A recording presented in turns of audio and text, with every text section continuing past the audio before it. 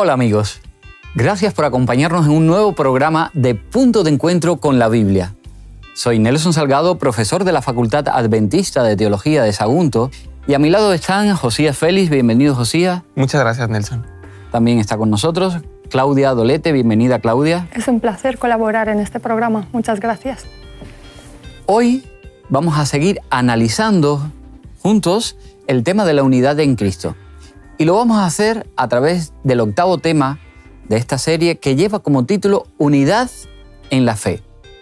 Pero como siempre, antes de comenzar, permitidme ofreceros los interesantes cursos que tenemos, cursos bíblicos, de familia, de salud, educación y muchos más, totalmente gratuitos. Los podéis encontrar en la plataforma quecurso.com. Son realmente estupendos. Comprobadlo por vosotros mismos. Incluso podéis, si queréis, descargaros la app. Ahora sí, vamos ya con nuestro tema de hoy. Unidad en la fe.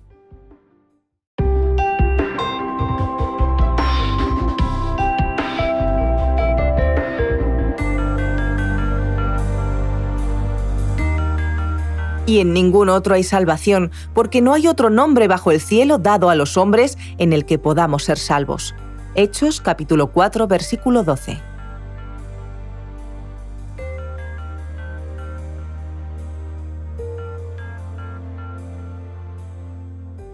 En 1888, los cristianos adventistas del séptimo día experimentaron un período intenso de debate, de interpretaciones de algunos textos bíblicos claves. Mientras que los pastores y los dirigentes de la iglesia debatían la identidad de los 10 cuernos de la profecía de Daniel 7 y de la ley de Gálatas 3:24, muy pocos se dieron cuenta de que sus actitudes hostiles, recíprocas, destruían su comunidad y amistad, y así dañaban en cierta medida la unidad y la misión de la iglesia. Elena de White, una de las pioneras de la iglesia adventista, lamentó profundamente esta situación y alentó a todos los que participaban de esas discusiones a considerar cuidadosamente su relación con Jesús y cómo el amor a Jesús debería demostrarse en nuestra conducta, especialmente cuando discrepamos. También dijo que no deberíamos esperar que toda la iglesia concuerde en cada punto de interpretación de todos los textos bíblicos, pero también enfatizó que debemos buscar la unidad de la interpretación cuando se trata de creencias esenciales. En el programa de hoy consideraremos algunas enseñanzas bíblicas importantes que dan forma a nuestra unidad en la fe. Vamos a comenzar hablando del protagonista del plan de la salvación. Digamos, el héroe de nuestra fe. ¿Qué importancia le da el libro de Hechos a Jesús en el plan de la redención y por qué es tan importante comprender el significado de su muerte y de su resurrección? Jesús para los primeros cristianos y la iglesia primitiva, por supuesto, era más importante, porque todo giraba en torno de él, la iglesia crecía en torno a él, porque él mismo lo dijo: yo nunca los abandonaré hasta el final de los días. Él estuvo con él hasta los últimos momentos antes de que llegara el Pentecostés. Y les dijo: va a venir otro consolador. Cuando viene el Pentecostés, viene el Espíritu Santo, los acompaña y sobre todo les da el don de las lenguas, donde pueden bautizar a 3,000 personas, ya que pueden hacer llegar un mensaje. ¿Y qué mensaje estaba llegando? Era el mensaje de Cristo Jesús. Vemos en Hechos 2, del 14 en adelante, cuando Pedro habla y da su discurso. ¿Cuál es lo importante de su discurso, lo destacable? Y eso es Cristo Jesús. Él primero empieza su disertación defendiendo un poco por qué Jesús era importante. Habla de David, habla de la profecía, habla de diferentes puntos hasta que llega diciendo: siendo David profeta, en el versículo 2:30, sabiendo que Dios le había asegurado con juramento que el descendiente suyo sería el Cristo, que sentaría en su trono, lo vio de antemano, habló de la resurrección de Cristo y dijo que él no quedaría abandonado en el sepulcro, ni su carne vería corrupción. A este Jesús Dios lo resucitó, y de esto todos nosotros somos testigos. La resurrección es muy importante y la muerte, porque sabemos que Cristo nos sustituye en esa muerte sacrificial. Muere por nuestros pecados. Pero si hubiera muerto, pues simplemente hubiera sido un profeta más. Pero no solamente murió y se quedó ahí, sino que resucitó. Resucitó, volvió a la vida para darnos un mensaje de esperanza, para realmente demostrar que ha vencido al pecado, que Él fue incorruptible, que realmente es Dios y que puede vencer a la muerte. Y así como Él venció la muerte, Él puede vencer la nuestra, Él puede vencer la muerte y el pecado de este mundo. Después tendremos en Hechos 4 también, cuando hacen la conversión de 5,000 hombres, los judíos en ese momento empiezan a decir, bueno, ¿qué está pasando aquí? Había una rama de judíos que no creía en la resurrección. Y entonces les dicen, ¿con qué potestad están haciendo esto? Y le dice, lo estamos haciendo con la potestad de Jesús, que es la piedra rechazada por vosotros, los edificadores, y ha venido a ser cabeza del ángulo. Y Juan y Pedro empiezan a hacer también otra vez un resaltamiento de Jesús, de la palabra, de la verdad, del camino, de la vida, diciendo, lo más importante que tenemos nosotros es el mensaje que predicamos, que es el mensaje de Cristo. Si las personas se convierten o hay milagros, no es porque nosotros seamos especiales, no es porque simplemente nosotros seamos, hoy, qué buenos somos, porque nos podemos unir, sino porque Cristo ha tocado nuestras vidas, porque Cristo nos ha transformado. Y ojalá hoy en día ese es nuestro mensaje como cristianos y podamos, cuando leamos la Biblia, realmente sentirnos tocados por Él para predicarlo después como lo hicieron los cristianos primitivos. Vamos a seguir hablando de la vida y la muerte. La Biblia habla de 2 muertes. Una que pasaremos casi todos, excepto los que vean venir a Jesús en las nubes de los cielos en el momento de su segunda venida, y otra, la definitiva, de la que nunca despertarán quienes hayan escogido vivir sin Dios después del juicio. ¿Cuál de las 2 muertes sufrió Jesús? Sin duda, Mesías, Cristo era Mesías, Jesús era Mesías. Y tanto su vida que su muerte son muy importantes y sobre todo después la resurrección. Ya no creemos en un Dios que murió o no tenemos que dejarlo a Cristo en la cruz.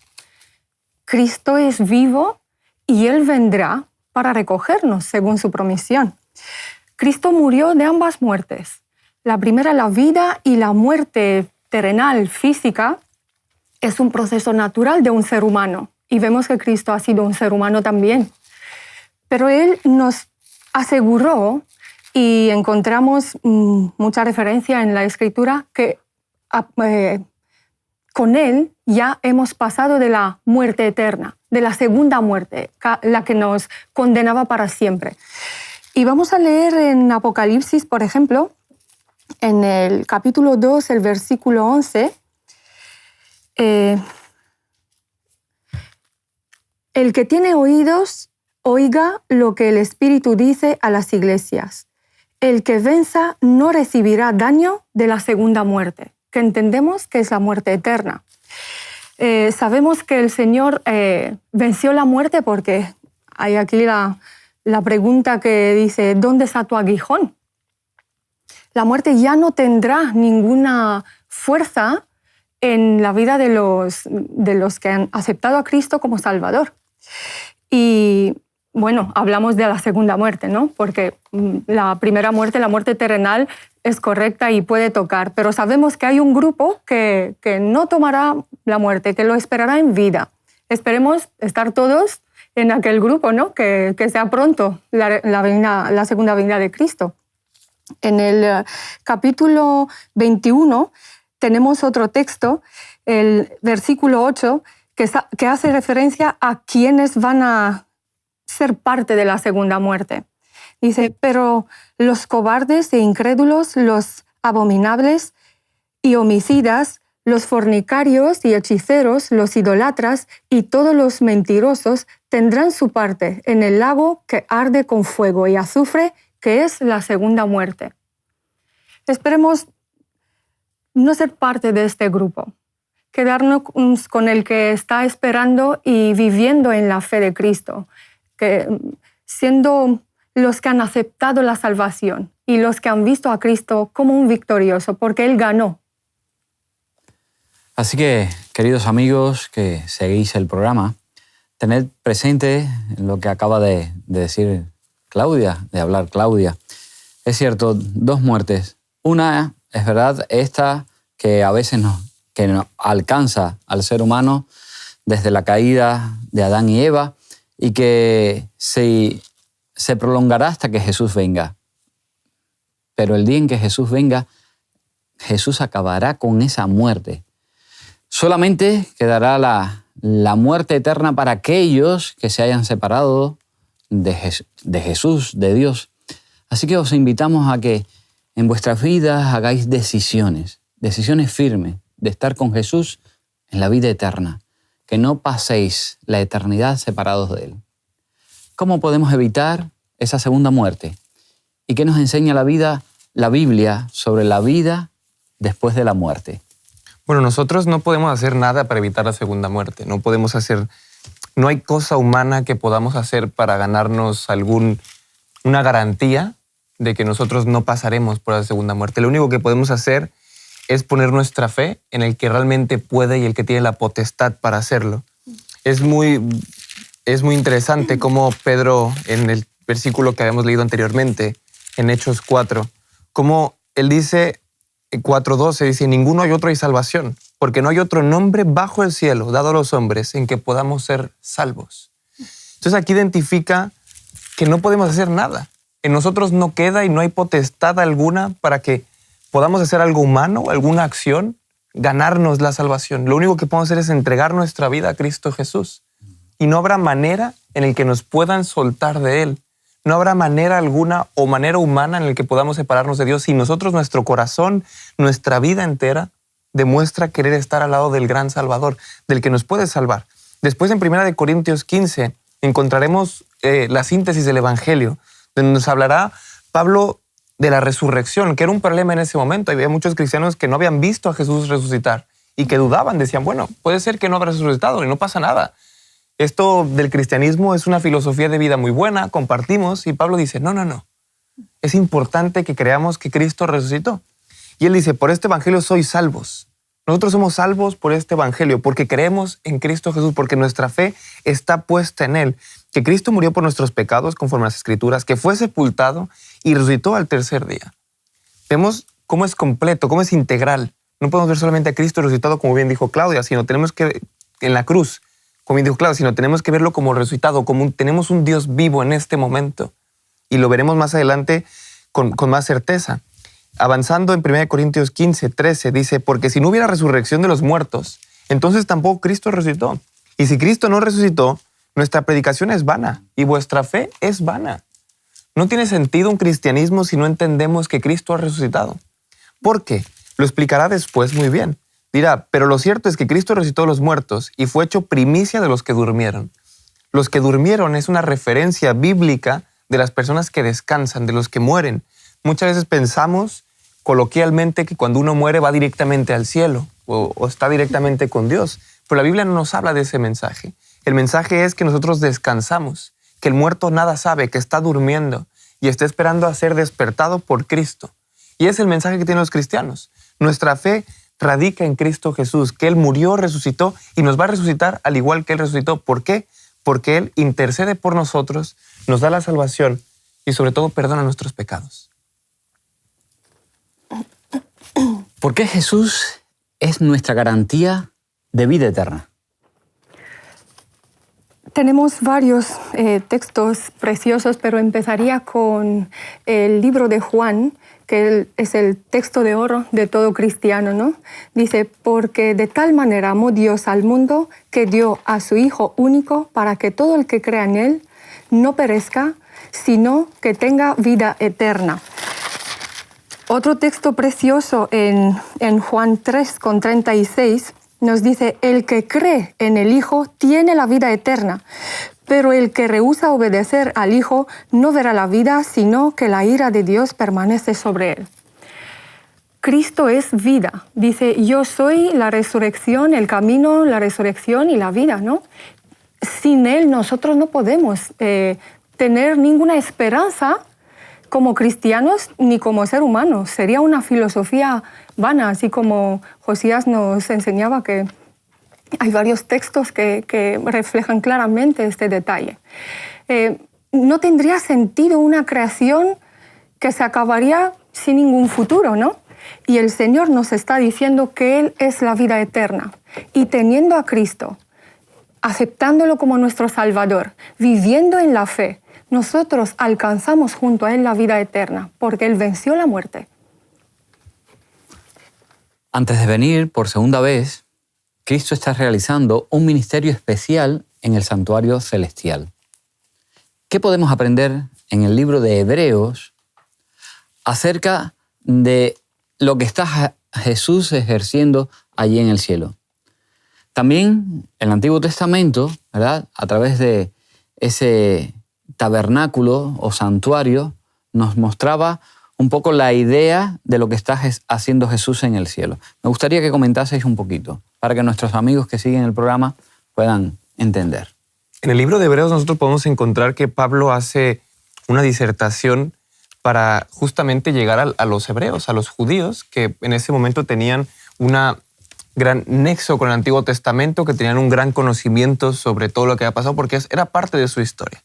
Entonces Pablo empieza a defender cuál era el ministerio de Cristo y qué había pasado con el tabernáculo, porque había muchos judíos que creían que se iba a poner otro tabernáculo, porque claro, si no entendían que el Mesías ya había venido, entonces no había esa interrupción en el sistema sacrificial del pueblo de Israel. En el Antiguo Testamento encontramos en Deuteronomios, en Levíticos, encontramos en Éxodo cómo Dios le da a Moisés una orden de construir un tabernáculo para que de manera pedagógica pudieran entregar a machos cabríos, pudieran entregar sus sacrificios para poder ser limpios como pueblo. Obviamente eso era el sistema religioso de ese momento. Dios se manifestaba una vez al año después del día de la expiación, donde se purificaban todos los pecados, todo lo que había pasado. Y eso lo hacía el sumo sacerdote.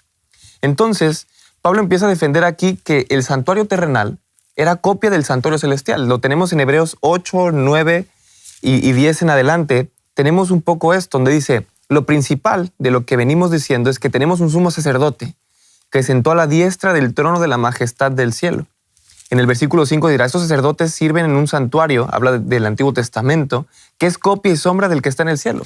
Por eso Dios dijo, Moisés, cuando iba a construir el templo, haz todo conforme al modelo que te fue mostrado en el monte. ¿Por qué? Porque el Señor nos quería enseñar. Primero quería hacer una referencia a lo que estaba pasando, lo que estamos sacrificando era Cristo Jesús. Él tenía que entregar algo y entregó su propia sangre. Así Pablo lo dirá ya en el capítulo 9, que dice, pero Cristo, 9:11, ya vino y ahora es el sumo sacerdote de los bienes definitivos. El santuario donde Él ministra es más grande y más perfecto. No es hecho en mano de hombre, es decir, no está en este mundo. Cristo entró para siempre en el santuario, no con sangre de machos cabríos ni de becerros, como lo hacía en el Antiguo Testamento, sino con su propia sangre y consiguió la eterna redención, porque Él fue el sacrificio que se entregó por nuestros pecados, fue el sacrificio que la ley requería por nuestros pecados, porque nosotros nos equivocamos. Necesitábamos justicia y Cristo fue justicia por nosotros. Pero dirá, porque si la sangre de los toros, los machos cabríos y la ceniza de la becerra rociada sobre los impuros santifican para purificar la carne, mucho más la sangre de Cristo, por el Espíritu Eterno, se ofreció a sí mismo en mancha de Dios. Y aquí viene la clave de lo que está haciendo o cuál es el ministerio de Cristo en el santuario celestial. Purificará vuestras conciencias de las obras que llevan a la muerte para que sirváis al Dios vivo. Y eso es lo que está haciendo, una obra de purificación. Está haciendo una expiación de nuestros pecados, Cristo en el santuario celestial. Y es un mensaje precioso lo que está pasando así, porque Él, Cristo, se entrega, da su propia sangre, su propia vida para poder ser sumo sacerdote, para poder ministrar y para poder hacernos salvos. Y realmente eso debería de cambiar y transformar nuestro corazón. Así que en cierta medida, ¿verdad?, el santuario ese del que habla el Antiguo Testamento era un elemento pedagógico, servía para enseñarle a los israelitas las realidades futuras, que un día ese Mesías iba a venir, ese Cordero de Dios iba a venir, como más tarde lo identificaría Juan el Bautista, este es el Cordero de Dios. Así que un elemento muy interesante que invitamos a los amigos que siguen el programa a que profundicen más en el estudio de este aspecto. Una vez que comprendemos la importancia vital de la vida, la muerte y la resurrección de Cristo, así como su ministerio en el santuario celestial, podemos hablar de su segunda venida. ¿Cómo será ese acontecimiento según nos enseña la palabra de Dios? ¿Qué podemos hacer mientras esperamos la venida del Señor?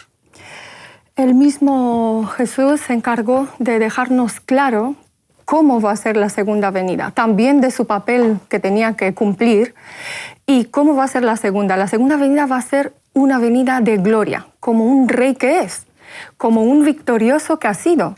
Y en el capítulo 24 de Mateos nos describe, vamos a citar sus palabras, dice, porque como el relámpago sale del oriente y se muestra hasta el occidente, así será la venida del Hijo del Hombre, donde está el cadáver, ahí se juntarán los buitres. Dice, enseguida después de la tribulación de aquellos días, el sol se oscurecerá, la luna no dará su resplandor, las estrellas caerán del cielo y los poderes de los cielos serán sacudidos. Y entonces aparecerá en el cielo la señal del Hijo del Hombre, y todas las naciones de la tierra se lamentarán y verán al Hijo del Hombre que viene sobre las nubes del cielo con gran poder y gran majestad. Y enviará a sus ángeles con gran voz de trompeta y juntarán a sus elegidos de los cuatro vientos desde un extremo del cielo hasta el otro. La segunda venida no es algo que está por ahí o por allá, es algo que todas las naciones, todo el mundo le verá en el mismo tiempo. Y en Apocalipsis me gusta que culmina igual con las mismas palabras de Jesús en el último capítulo.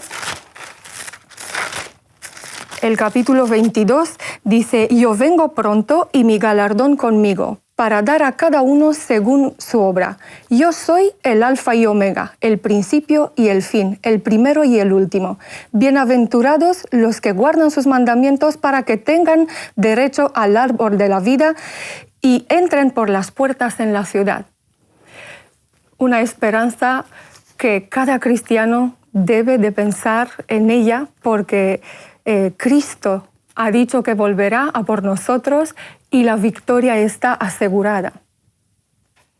Los adventistas del séptimo día compartimos muchas creencias fundamentales con otros cristianos, porque nuestras creencias están todas absolutamente fundamentadas en la Biblia. Tomadas en conjunto, estas enseñanzas forman nuestra identidad como iglesia y son el fundamento de nuestra unidad en Jesús. Ciertamente, nuestra fe en Cristo, nuestro amor por Él y nuestro deseo de llevar el Evangelio a cada rincón del mundo refleja su carácter de amor y el servicio al mundo debería ser el mayor vínculo de unión. Debemos recordar que las creencias adventistas están totalmente basadas en la Biblia. Cualquier persona puede alcanzarlas a través del estudio de la misma. Necesitamos valorar la unidad que nos otorga nuestra relación personal con Cristo, la aceptación de su plan de salvación y el estudio de su palabra. Hemos de permitir que el Espíritu Santo nos guíe siempre en el estudio de la Biblia, para que nuestra fe esté siempre cimentada en la palabra de Dios y no en tradiciones. Los cristianos adventistas del séptimo día reconocemos el papel principal de la muerte y la resurrección de Cristo en la salvación y la unidad de toda la cristiandad. También entendemos que Dios ha revelado información en sus escrituras que es crucial para determinar cómo relacionarnos con Dios y con los demás. Estas doctrinas definen nuestra identidad y nuestra misión. Por eso la Biblia es nuestra guía de fe y también debemos mantener constantemente el estudio de la misma, junto por supuesto con la oración. Han de ser siempre nuestros pilares fundamentales. Ha llegado el momento de despedirnos. Como ya sabéis, os esperamos en el próximo programa Punto de Encuentro con la Biblia. Si deseáis estudiar la palabra de Dios con nosotros o si queréis recibir una Biblia o el libro El conflicto de los siglos de Elena de White, podéis poneros en contacto escribirnos a hola@hotmedia.es y os la haremos llegar. Hasta pronto, queridos amigos.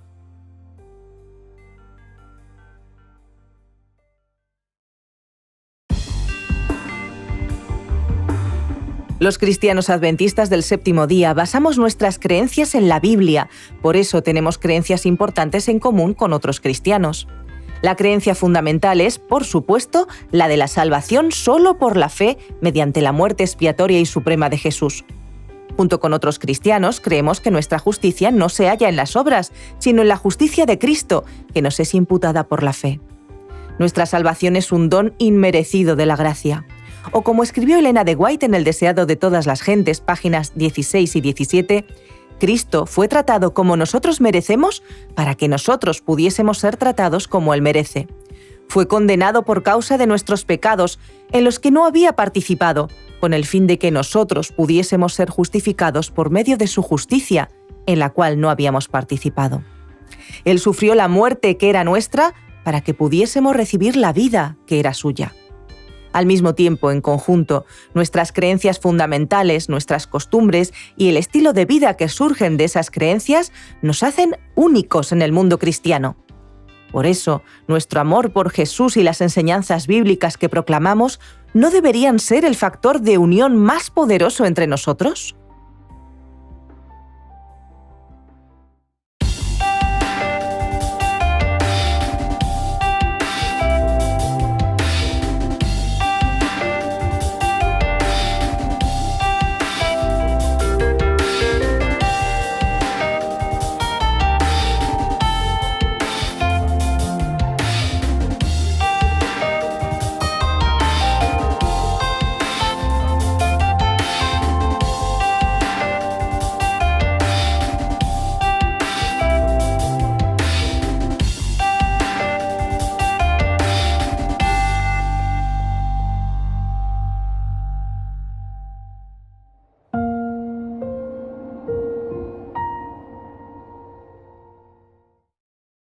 ¿Quieres realizar cursos gratuitos sobre salud, familia, temas espirituales y mucho más? Entra ahora en quecurso.com y disfruta de cursos tan interesantes como La verdad en 2 minutos, Salud y vida, Embarazados, Frente al dolor, A través del Apocalipsis o Valores de siempre, entre otros. Recuerda, quecurso.com.